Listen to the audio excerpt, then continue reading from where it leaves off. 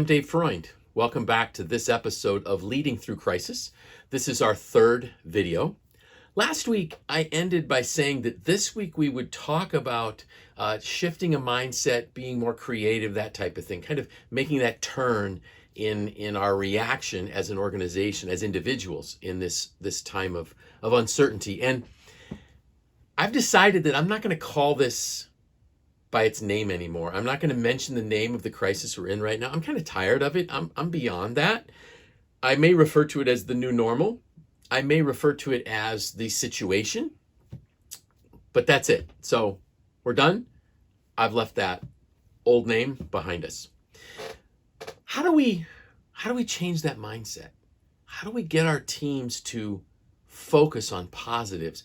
How do we generate creativity again in our organizations, in our own minds, in our own life, and in our own families? We need to do that by helping ourselves to break free from fear and anxiety and move to optimism and creativity. Again, we have to break free from fear and anxiety and move to a mindset of opportunity and creativity. So let's go back a minute. Let's think back to the last few weeks and some of the podcasts that I've done with Marissa on fear and where fear comes from, because that is a really important thing for us to understand. We need a greater understanding of fear, not just for this current reality we're in, but really as we move through our life going forward, having a better understanding of fear is critical. So I've got some notes here that I want to make sure that I articulate this right. Fear is an outward symptom of our inner thoughts. Again, fear is the result of our inner thoughts. It's telling us what our inner thoughts are all about. If we change our thoughts, we change our fears. So let me say that again. If we change our thoughts, we literally change our fears or dismiss our fears. Fear itself, it thrives in the darkness of assumption. Let me say that again. Fear thrives in the darkness of our assumptions. Think about this. When you're in the middle of the night, if you wake up and something is troubling you, something is really bothering you, it seems really big and massive. It's scarier. It's more fearful. In the morning, as you think on it, it's not quite that big of a deal, and there's a reason. At nighttime, you're making assumptions and your brain is just spinning. It's chewing on these assumptions that you've subconsciously even created or made regarding that topic. And so it really creates this fear. And what we need to do is we need to shine the light of awareness on the fear. In the morning, we become more aware of what was really transpiring, and the fear is diminished. It doesn't ever completely go away, but it gets diminished to something that is manageable. The awareness that we have is really reality. So we shine the light. There's an awareness of the reality of the situation, and when we do that, the fear level is dropped dramatically. We need to recognize right now that in this new normal, in this situation that we're in right now, remember, I'm not going to mention the name of it, I'm tired of it, that the fear is coming from uncertainty and unpredictability of life right now. So we're not sure what's going to happen. We're not sure when the economy is going to start back up. We're not sure when we're going to be able to go on vacation. We're not sure when we're going to be able to spend time with extended family. Perfectly normal for this uncertainty to create a fear within us. It's logical, except for one thing. Our life is always uncertain. Our life is always unpredictable. We just kind of think it isn't. Now, agreed, right now, there's a higher level of uncertainty and unpredictability. But if we're going to shine the light of reality on a situation, on our fears and our thoughts, our life is pretty unpredictable. And we can't determine with any finality what's going to happen from one moment to the next. We just kind of are used to that level of uncertainty. So what I'd really like to have us do is this. I would like to have us think about embracing uncertainty. That's right, embrace it. Just welcome it. And the first thing that we have to realize about uncertainty is that uncertainty takes us off automatic. It takes us right out of the automatic mode. Think about driving in a car. You have cruise control. As soon as traffic starts to back up, or there seems to be different traffic patterns, unless you have adaptive cruise, which I did in a previous vehicle, but don't in the one that I have now, you take it out of cruise control. You take it out of cruise control because there was unpredictability in the traffic patterns in front of you. It's no more autopilot. You got to really fly the thing. And I want us to think about something different about autopilot. Autopilot sounds good until we realize that when we're on autopilot, we're not thinking. Let me say that again. When you're on autopilot, you're not thinking. You're just going through the motions. You're not growing. You stop growing. You stop learning new skills. Here's an example, one that we can all relate to. Hand washing. Until recently, until probably 6 weeks ago, I didn't think about hand washing. And I just would quickly, wash them, dry them with a towel, perhaps, and I move on. I don't think that way anymore. I'm now washing my hands much more often, and I'm washing them for 20 seconds. And we all know how to do that. You sing happy birthday twice, and your hands are clean. And I dry them on a paper towel, not a hand towel. Except in my own bathroom off my bedroom, I still use the towel there. But think about that. When we were on autopilot, we weren't even careful with how we washed our hands. Now we're thinking about washing hands much more thoroughly. Autopilot never maximizes opportunity for us. It can't, because there's very little thought going into this autopilot process.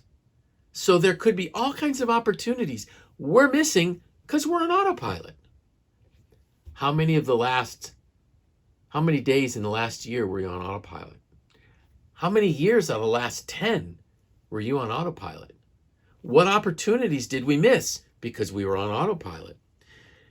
My dad used to say this to me when I was a kid. He would say, Dave, necessity is the mother of invention. And he would say this when I would say something like, Dad, I can't figure this out, or Dad, I don't know how to do this, or Dad, I don't have the right tool to do this. He would say, son, necessity is the mother of invention. And I remember one time I had a vehicle many, many years ago. It was a 1979 Chevy. I wish I could say it was a fancy one, but it wasn't. It was a Chevette.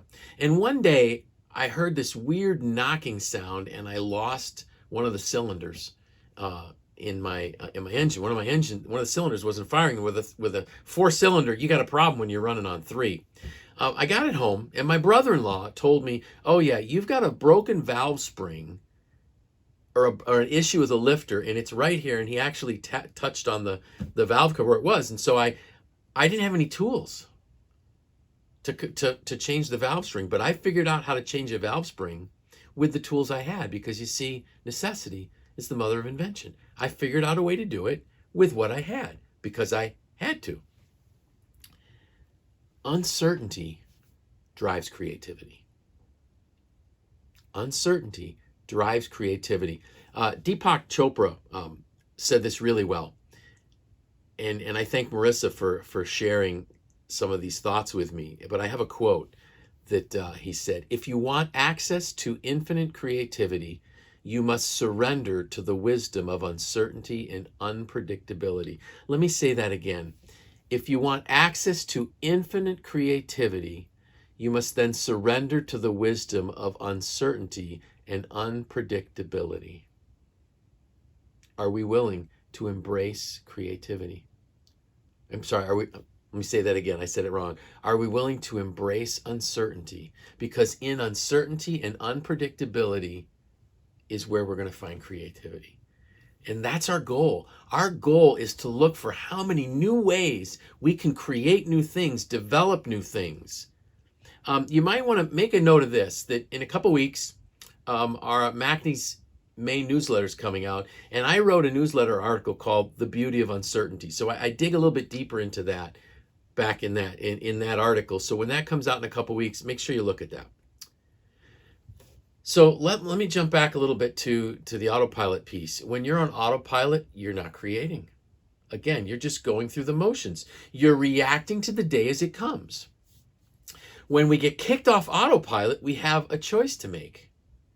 And there's just a couple choices. One is land the plane as quick as we can for safety reasons, or grab the yoke and fly the plane to a new destination. Couldn't go where I was going to go. Whatever happened, a roadblock occurred. I've got a choice. Sit and wait for things to change, which is a response that's defensive in nature, just protecting yourself, or pick a new destination. Fly somewhere different. You don't need to be in the same place that you were going to go before. Something happened, uncertainty kicked in, unpredictability kicked in, grab the yoke, fly to a new destination. One of the things that Marissa and I did in episode 149 of The Next Page is we really wanted to change the focus from reaction to creativity. And we started talking about what are the things that we learned, saw, new ideas, new things that we experienced in the last 3 weeks, 4 weeks. We actually ran out of time on the podcast. We try to limit the podcast to no more than 30 minutes, which probably isn't valid anymore because that used to be the typical drive time. And that was our goal, was to keep it at a drive time.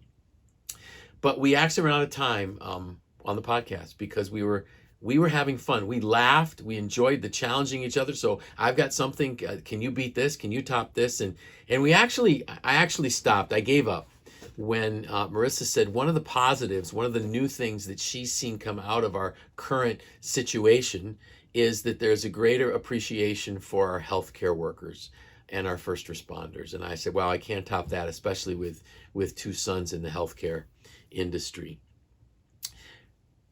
Another thing we can do to help us shift our mindset is do something for others. Do something good. Yesterday morning, I spent 4.5 hours in the car with my wife, and something that she works at Rockwell Elementary in the Onondaga Central District. And one of the teachers had an idea that they should put a parade together of the staff in the school, and that they would drive to every child's house within the district. I think my wife said we drove 60 miles. It took us 4.5 hours. It was so neat to see cars plastered with posters that said to the kids, we miss you, we love you, can't wait till we can see you again. Families stood out in driveways with poster board that said, we love you, teachers, we miss you, thanks so much, we love our school. It was so rewarding just to be there. I don't have him with me, but I have a little hand puppet of Grover. And so my role was to be Grover out the window of the car. And I felt so refreshed. I felt physically tired. 4.5 hours, driving, stop and go up and down and in the Onondaga Central District was quite a challenge. But by doing that, it opened your mind. Your mind just begins to think new thoughts. And one of the things that I like to refer to this is the what's going well phenomenon. When you get people to talk about what's going well, their creativity opens up, their minds open up, they see opportunities and new ideas. If we focus on a problem, what's not going well, people shut down and they get very defensive. So my thought for you would be, if you're trying to get your team to be more creative, start by what's going well. What are we learning? What new ideas have sprung up through this? When I meet with my coaching clients, one of the first things that I ask them, and it is the first thing, I give them a session prep form before we have our meeting. And the first question on the session prep form is, what's going well? I want them to think, I want them to open up their creative minds. I want them to embrace what's happening in a positive light, in an optimistic light. And I love to hear things when they open up to me. I'd actually like to see MACNY put some kind of a page on our website, call it an innovation page. What's going well? What's new? What have people discovered? I actually have a sample for you. Beacon Skiff hand sanitizer. Now, when I grew up, Beacon Skiff was apples, and that was all it was. Maybe cider, maybe some apple fritters and popcorn. But Beacon Skiff, we know, has started the distillery, and they've started making things like hard cider. And well, guess what? We had a need, and they developed their hand sanitizer. I was super excited last Thursday when I first got an Instagram message that said this hand sanitizer is now available at Burn Dairy, one of our great member companies. And I thought, man, I got to go out and get it. So I got a picture that I'll post right here. I went out and I got the essentials, and I'll just kind of leave it at that. So last week, one of my coaching clients, when I said to him, I said, so what's going well? And he had written in his session prep form the things he learned in 2008 and in 2016, which were the last times they went through a bit of a financial crisis type of thing or struggle within the organization. I thought, wow, that is so cool. He identified new products, new processes. So he on his own, even before me asking the question, had gone over in his mind and with his leadership team what was going well, getting their minds shifted. The same thing happened to me when I was running a company back in 2007, 2008, where we dramatically shifted the complexity of the products we made because we had to. We were stuck in a scenario where, okay, what are we going to do with this time? And we leveraged it toward opportunity.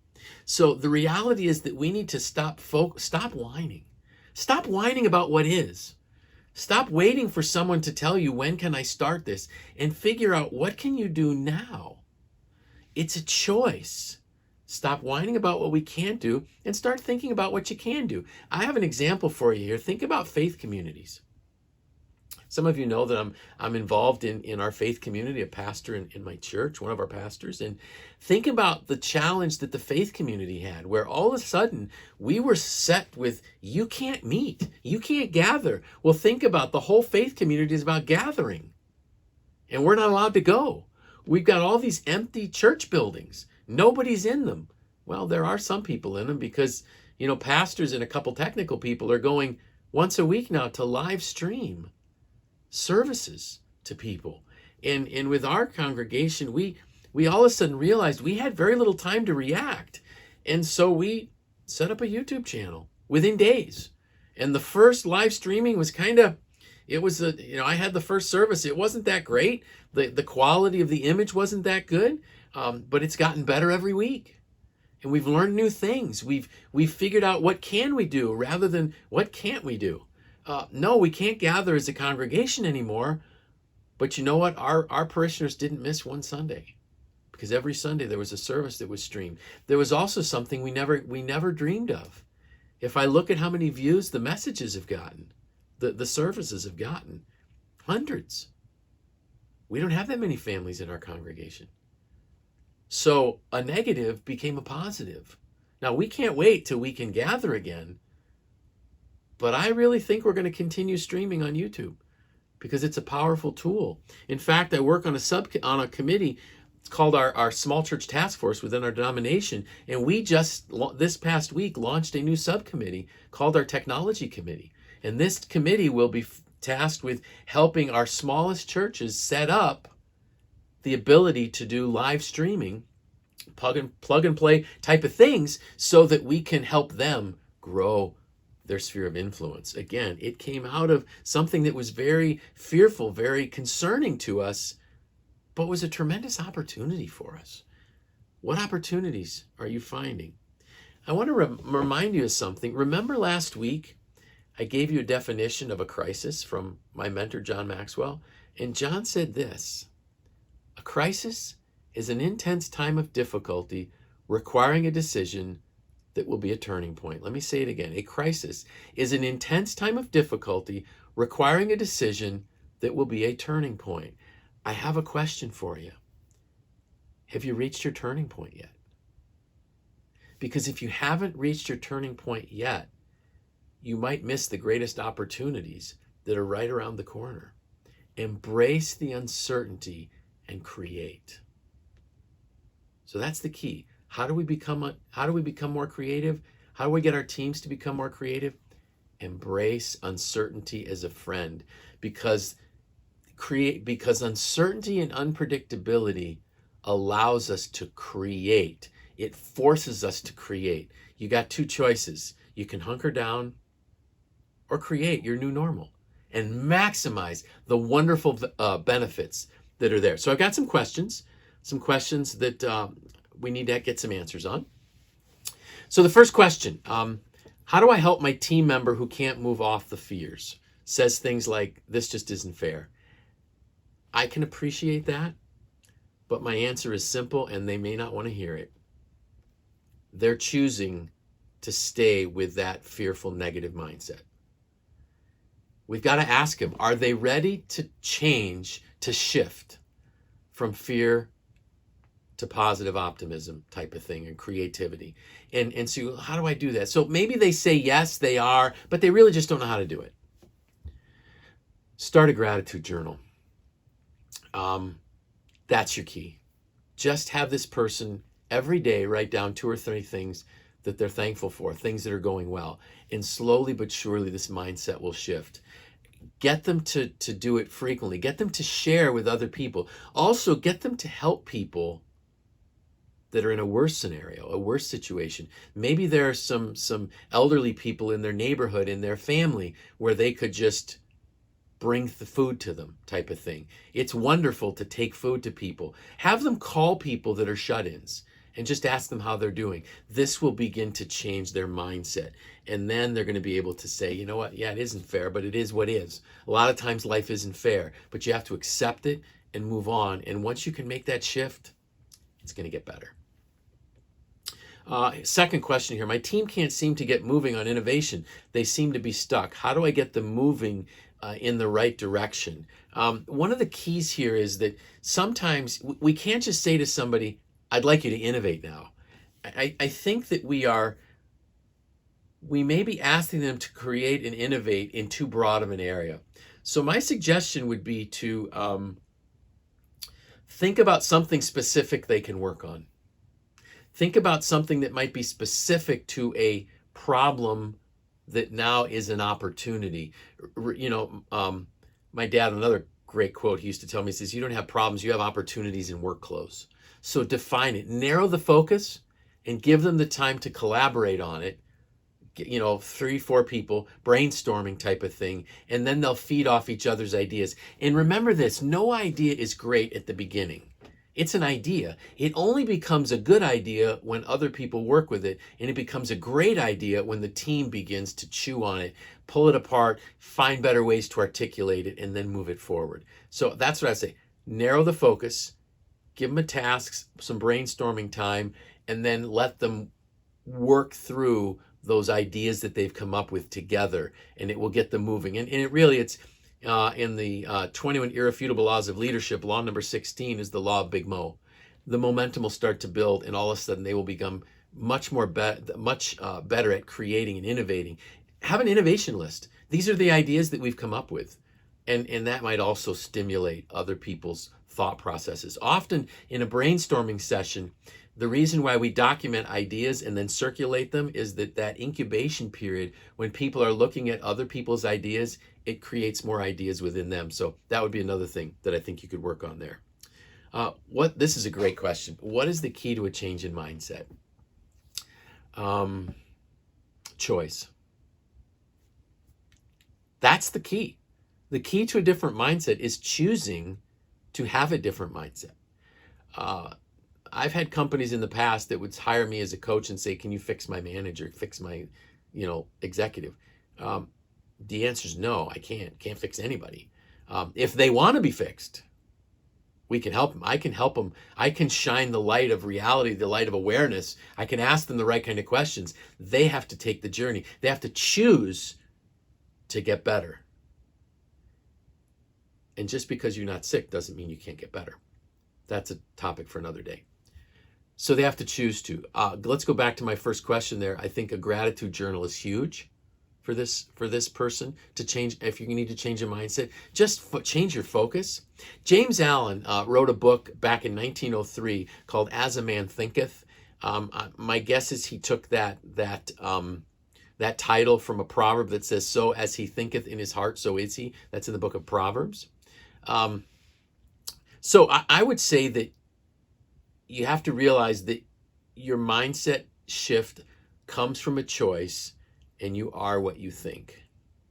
What you think about the most, you are. So think about different things. Force yourself to think about different things, and it'll work.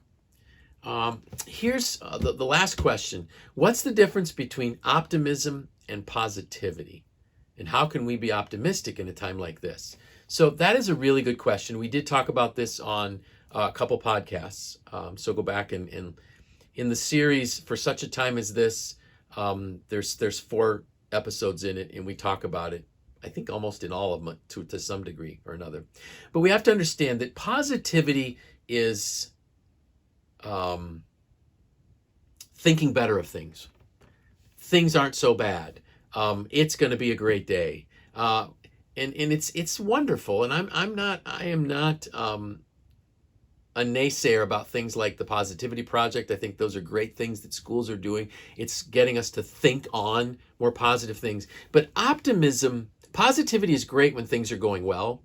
It doesn't serve quite as well when things aren't going well, but optimism does. And optimism is hopefulness. Optimism is believing that we have been through this before and we have a great hope that things will improve. Napoleon said that leaders are dealers in hope. Leaders are dealers in hope. So if we believe that there can be a good outcome and we get up and get moving, so hopefulness gets us moving. Hopefulness gets us out of bed in the morning. And optimism is hopefulness. It's this, we just have this deep conviction that we will get through this and we will be well on the other side of the storm. Because remember, and I've talked about this in previous episodes of this series, we have been through things before. This is not the first, nor will it be the last crisis that we go through. So the last statement that I put here to answer that question is, optimism is facing reality with a hopeful spirit. Let me say that again. Optimism is facing reality with a hopeful spirit. And once again, it's a choice. I had a statement up here that I want to go back and read to you again. Just in closing. Are you at your turning point yet? If not, you may miss the greatest opportunities. This uncertainty is a wonderful garden of creativity if we choose to be creative. If you got some questions that you'd like me to talk about, please, just send your questions to info@macne.org. If you've got any questions you want to ask me personally, it's dfreund@macne.org. I'd be happy to help you work through anything that you might be facing at the time. So until next week, be well. Take care.